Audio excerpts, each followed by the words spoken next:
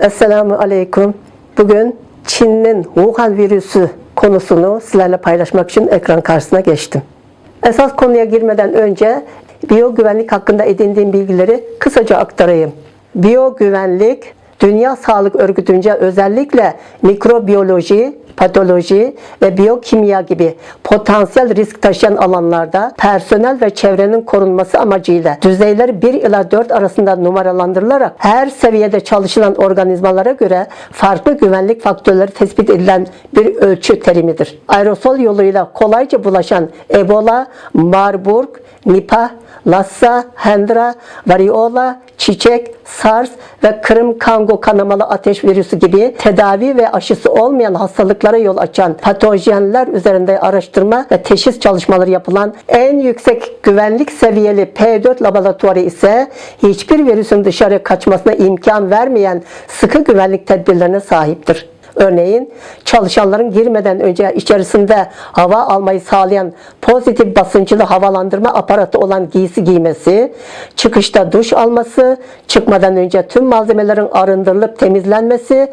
özel kıyafetin otoklavlanması ve laboratuvar pencerelerinin açılmaması ve başka gibi şartları vardır. Bilindiği gibi Wuhan koronavirüsü şimdiye kadar sadece adı geçen kentte 5000'den fazla doktor ile 100 binlerin üzerindeki insanı öldürdü ve dünyada 30'dan fazla ülkeye yayıldı ve de yayılmaya devam ediyor. İlk kurbanın görüldüğü 1 Aralık 2019 tarihinden itibaren kente hızlıca yayılan virüsün menşei İlk etapta vicdansız Çin bilim adamlarının zaman zaman laboratuvarlarında deney yaptıkları hayvanları midenin sindirebildiği her şeyi yiyen Çin halkının yoğun alışveriş yaptığı hayvan hallerine sattıkları bilindiğinden kentteki bir deniz ürünleri ve hayvan halli gösterilmişti.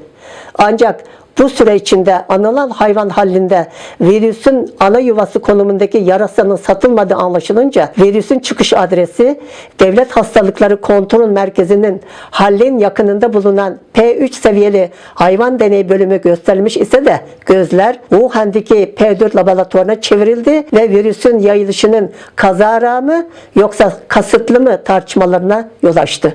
Çin komünistlerini iyi tanıyan biri olarak ben bu şer çetenin virüsü kasten yaydığı kanaatindeyim. Demokrat devletlerin mevzuat sınırı vardır. Şii başkanlığındaki Çin komünist ve faşist eşkıya devletinin ise ne kanun, ne insanlık, ne de ahlak sınırı vardır. Çin komünistlerini iyi tanıyıp tarihini de bilenler iktidarını sağlam tutmak için her şey feda edip akıl almaz kötülükleri yapabileceğini ve iktidarı ele geçirdiği 70 yıldan beri yürüttüğü siyasi hareketlerde milyonlarca masum insanı katlettiğini ve işlediği bu insanlık suçlarını örtbas etmek için katliamlarına hep kılıf hazırlayarak halkını kandırdığını bilir. Nitekim 2003 yılında ülkesinde çıkan SARS virüsünü tam 5 ay gizleyerek sadece kendi ülke ve halkına değil dünyaya da büyük zarar vermişti. Bu sefer ortaya çıkan virüsü de gizlemeye çalıştı ve virüs kontrol edilemeyecek boyuta ulaştığı bu günlerde de gerçeklerin boyutunu gizlemeye devam etmekte. Yıllardan beri Çin ile biyolojik alanda işbirliğine devam eden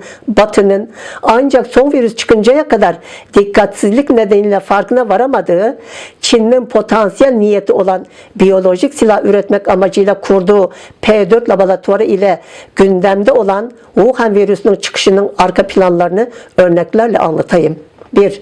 2005 yılında Çin Genelkurmay Başkan Yardımcısı olan Chi Haotian, Çin Komünist Partisi üst düzey yetkililerinin katıldığı bir gizli toplantıda yaptığı konuşmada Çin'in var olması hatta yeniden dirilmesi hakkındaki uzun vadeli projeye değinerek şu 3 esas meselenin sıkı tutulması gerektiği üzerinde durmuştu. 1.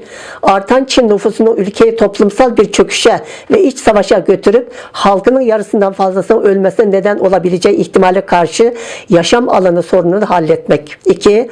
Irkını yurt dışına göç ettirerek tedrici olarak yeni toprakları fethetmek ve bu topraklarda bir koloni oluşturup ikinci bir Çin devletini kurarak dünyaya hakim olmak. 3.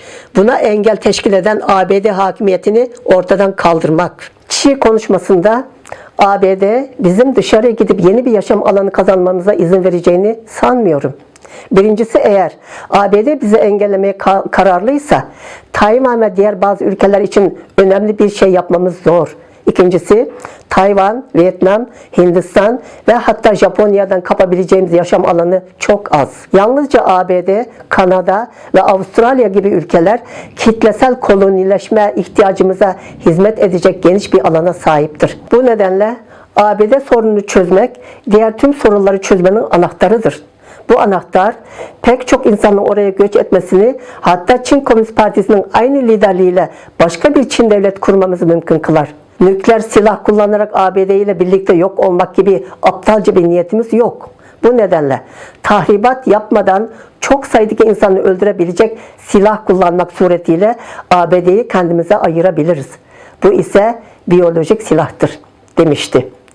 Çi ayrıca yıllardan beri bu tür silaha sahip olmak için durmaksızın çabaladıklarını, Deng Xiaoping hayatta iken de biyolojik silahı diğer tüm silahlardan öncelikli görerek uçak gemisi gruplarını geliştirmek yerine düşman ülkenin kitle nüfusunu ortadan kaldırabilecek öldürücü silahlar geliştirmeye odaklandığında ifade ederek kendilerinin ABD'yi bu silahla temizleyip toprağına sahip olmazsa devletinin bir felakete göğüs germesine razı olmak zorunda kalacağından bir dağda iki kaplanın barınamayacağı gerçeğinin unutulmaması gerektiğini altını çizmişti. Çi, yürütülen ekonomiyi geliştirme politikasının kısa sürede halkının yaşam koşullarını iyileştirmek için değil, savaş ihtiyacının karşılanması, diğer bir ifadeyle savaş merkezli olduğunu sözlerine de ilave etmişti. Demek ki Çin'in bu amaca hizmet eden biyolojik bilim merakı, cüce lideri Deng'in 1978 yılında ölen Mao'nun yerine geçmesinden kısa bir süre sonra başlamıştı. Sınırlı ekonomik gücü, teknolojisi ve yetenekli meslek ekibine rağmen 1980 yıllarının başlarından itibaren ordu liderliğinde 1000'den fazla P2 laboratuvarı ile 50'nin üzerinde P3 laboratuvarı kurmaya muvaffak olmuştu. Bu laboratuvarlarda salgın, hemorajik ateş virüslerinin bulaşma mekanizmaları incelenmekte. Çin Komünist rejimi şer amacını Savunma Bakanlığı'nın Devlet Savunma Gazetesi'nde 2011 ila 2014 yıllarında çıkan makalelerde yer alan biyolojik savaş devletin savunmasına girmeli cümlesinde açıkça belli ediyordu. 2003 yılında Çin hükümeti kendi imkanlarıyla kuramadığı P4 laboratuvarı için Fransa'dan yardım talep etmiş. Hem ekonomik gücünün yetersiz hem de Fransa hükümet üyeleri arasında Çin'e güvenmeyenlerin da bulunması hasebiyle ancak 12 sene sonra yani 2015 yılında zaten imzaladığı hiçbir uluslararası anlaşmaya riayet etmediğinden Fransa'nın şart koştuğu laboratuvarda biyolojik silah üretmemek ve ülkede başka P4 laboratuvarı kurmamak şartını içeren anlaşmasına da rahatlıkla imza atarak Wuhan'da bu laboratuvarı kurdurmuştu. Bahsi geçen laboratuvarı kurar kurmaz Fransız uzman ve teknik elemanlarını geri göndererek laboratuvar kurma işini aslen orduya hizmet eden ve CIA'in takibe aldığı Çin teşebbüsleri arasında yer alan Zhongyuan şirketine verdi. 2016 yılında Ulusal Kalkınma ve Reform Komisyonu ile Bilim ve Teknoloji Bakanlığı ortaklaşa anılan yıldan 2025 yılına kadar Çin genelinde yüksek düzeyli biyogüvenlik tesislerinin inşası başlıklı rasyonel yerleşime sahip üst düzey biyogüvenlik ağının kurulmasının planını açıklamıştı. Görev üstlenen Zhongyuan şirketi ile birlikte bu alanda uzman diğer şirketler Fransa'nın malzeme ve tekniklerini taklit ederek ülkenin muhtelif illerinde birçok kopya laboratuvarı kurdu ve bunların hemen hepsinde biyolojik araştırma yapılmakta. Hükümetin Aralık 2008'de başlattığı ve 1000 kişilik plan diye adlandırdığı gelişmiş Batı ülkelerde ihtisas ve araştırma yapan, özellikle çalışan Çin bilim adamları başta olmak üzere para ile satın aldıkları her sahadaki üst düzey bilim adamları vasıtasıyla artık dünyada ayyuka çıkan teknoloji hırsızlıklarının biri de biyolojik sahasında görülmüştür. Bu tür bilim ve teknolojileri çalıp Çin'e götürmeye teşebbüs eden Çinli bilim adamları ile para karşılığında bilgiyi Çin'e sızdırdığı yabancı bilim adamlarının yakalandığına dair haberleri medyada görmüşsünüzdür. Örneğin Kanada hükümetinin geçen yıl Mayıs ve Temmuz aylarında ayrı ayrı olarak Kanada devlet mikroorganizma laboratuvarlarında çalışan ve öldürücü güce sahip olup biyolojik silah üretiminde kullanılabilir nitelikteki virüsleri çalıp Çin'e götürme teşebbüsünde bulunan birkaç Çin bilim adamını tutukladığı haberler basında yer almıştı. Örnek vermeye devam edeyim. Çin hükümeti virüsün ilk çıktığı günlerde kontrol altında tutmak için önlem almak yerine gizleyip yayılmasına izin vererek virüs haberini ifşa eden doktorlar ile hastaları tutuklamakla kalmadı.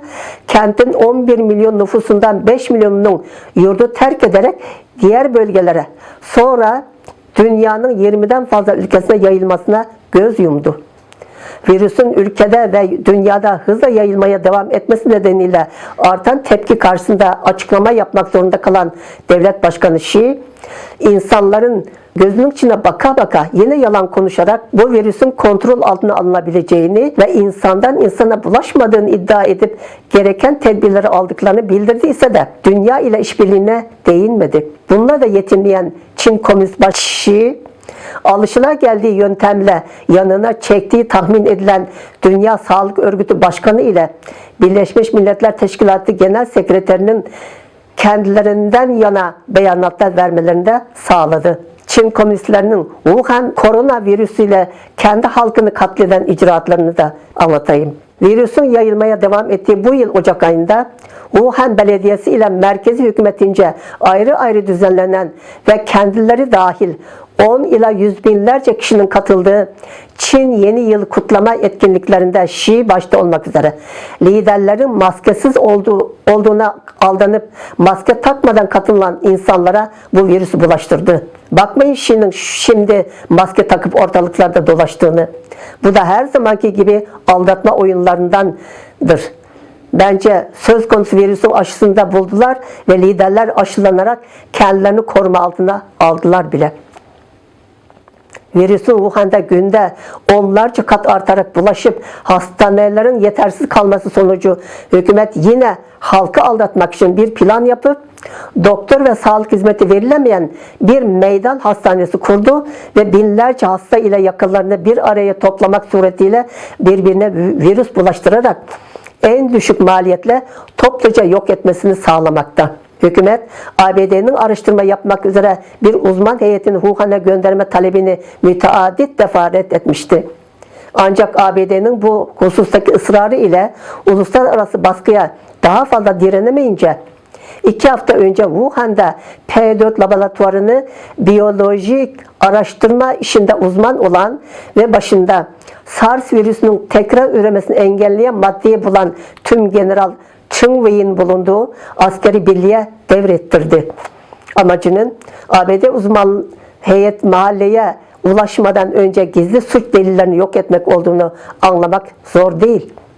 Biyolojik silahın bulucusu olan Doktor Francis Boyle'ın Wuhan virüsünü bir biyolojik silah olarak yorumlaması, Wuhan P4 laboratuvarının diğer ülkelerindekilerinin aksine insan soyunu kurutan büyük ölçekli bir biyolojik silah fabrikası olduğunu işaret ediyor. Büyük bir ihtimalle tesisi devralan askeri birlik sadece laboratuvardaki suç delillerini yok etmekle kalmayacak, laboratuvarın tüm sırlarına vakıf olan eski ekibi de yok edecektir.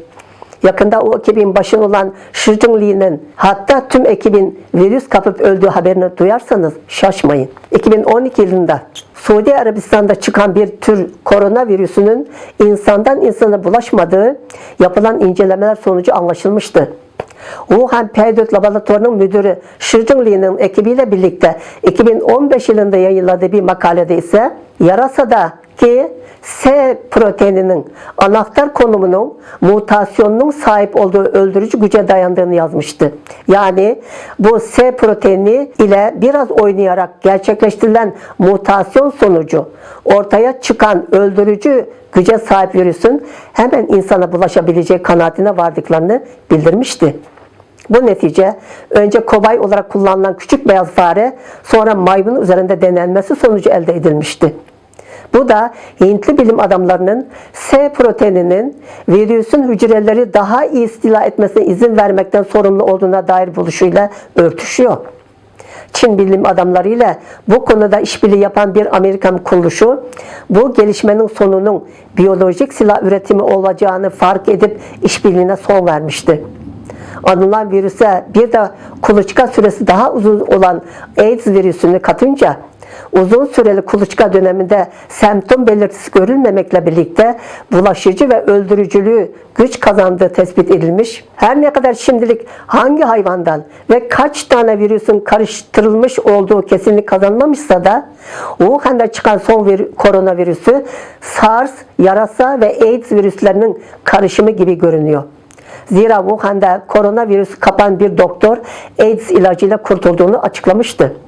Tıbbi bilgiler de yarasa virüsünün gen değişimi ile insan içine girebileceğini, bu mutasyonun ise ancak laboratuvar ortamında primatlar aracıyla mümkün olabildiğini bildiriyor. Tam bir yıl önce yurt dışında yaşayan bazı Çinli demokratlar, komünist iktidarının yakında Çin'de bir biyolojik savaş çıkaracağını ve bu savaşın ABD, Avrupa ve Japonya'yı içine alan yabancı ülkelere karşı değil, kendi halkına karşı olacağını ileri sürmüştü. Bunun kısmen doğru olduğu ortaya çıktı. Bu Çinlilerin iddiası bu yıl 25 Ocak tarihinde Çin'in bir üst düzey yetkilisinin yurt dışında yaşayan eski bir yoldaşı olan kişiye yeni koronavirüsünü merkezi hükümetin kasıtlı olarak yaydığını ifşa etmesiyle teyit edilmiş oldu. Wuhan virüsünün ülke çapına yayılmasında Doğu Türkistanlılar da nasibini almıştır. Virüs bulaşanların sayısının %90'ını gizleyen Çin Komünist Hükümeti, Doğu Türkistan'da virüs kapananların sayısını ancak 50 civarında diye açıkladı. O da Nazi kampları dışındakileri kapsıyor. Üstelik Çin'in diğer illerindeki halka gıda başta olmak üzere günlük ihtiyaçlarını satın alıp stoklayacak kadar süre tanıdıktan sonra sokağa çıkma yasağı getirdiği halde Doğu Türkistanlılara hiç süre vermeden ani duyuru ile eve hapsettiklerinden dolayı halk gıda ve yakıt sıkıntısı çekmekte. Kışı çok sert olup sıcaklık eksi 25-30 derece olan Doğu Türkistan'da kalorifersiz evlerde yaşayan halk odun ve kömür kalmadığından ayakkabı ve botlarını yakıyorlarmış. Bunlar bittiğinde yatak, masa, sandalye gibi eşyaları yakmaktan başka çareleri kalmaz. Onlar da bittiğinde ise donacaklar. Böylece hem açlık hem de soğuktan normal halk toplu olarak ölecek. 2 gün önce Doğu Türkistan'ın biri Urumçi olduğu tahmin edilen, diğeri Hoten'deki bazı Uygur sakinlerinin dışarı çıkmalarına izin verildiğine dair videolar sosyal medyada paylaşıldı. Bence bu da Çin komünistlerinin dünyayı aldatan yeni bir oyunudur. Zira koronavirüsü Doğu Türkistan'a girdiğine göre maskesiz dolaşan herkese bulaşma riski olduğunu bile bile her haneden birer kişiyi aileye 15 gün yetecek kadar ihtiyacı almak üzere maskeli olarak çıkmasına izin vermek yerine tüm insanları sokağa salmasının amacının virüsü herkese bulaştırmak olduğu aşikardır. Böylece asıl soykırım olan amacı için virüsü bahane gösterebileceğini zannediyor. Gelen son bilgiye göre virüs Nazi kamplarına da görülmeye başlamış. Soykırım amaçlı kurulan bu kamplarda tutulan 5 milyondan fazla masum insandan yüz binlercesi zaten işkenceyle öldürülmüştü. 1 milyondan fazla gencimiz Çin'in iç kesimindeki hapishanelere nakledildi. Kalanlar işkencelerin yanı sıra çok az miktarda verilen yemek, zehirli ilaç ve akıl almaz kötü koşullarda tutuldukları için çok zayıf düşmüş durumdalar. Virüs de girdiğine göre bunların akıbetinin topluca ölmeleri kaçınılmazdır. Önüne geçilemezse Çin komünistlerinin Uygur toplumuna yönelik soykırımı gerçekleştirmiş olacak ve dünya 21. asırda bir daha asla dedirten ikinci bir Nazi kamp faciasına şahit olacak. Bu vahim ve çok acil olan vakıaya suskun kalan komünist Çin'in bu soykırımına destek vermiş olur. Ey Müslümanlar ve ey insan gibi insanlar, bu vebalın altında kalmayın. Harekete geçin ve gereğini yapın lütfen.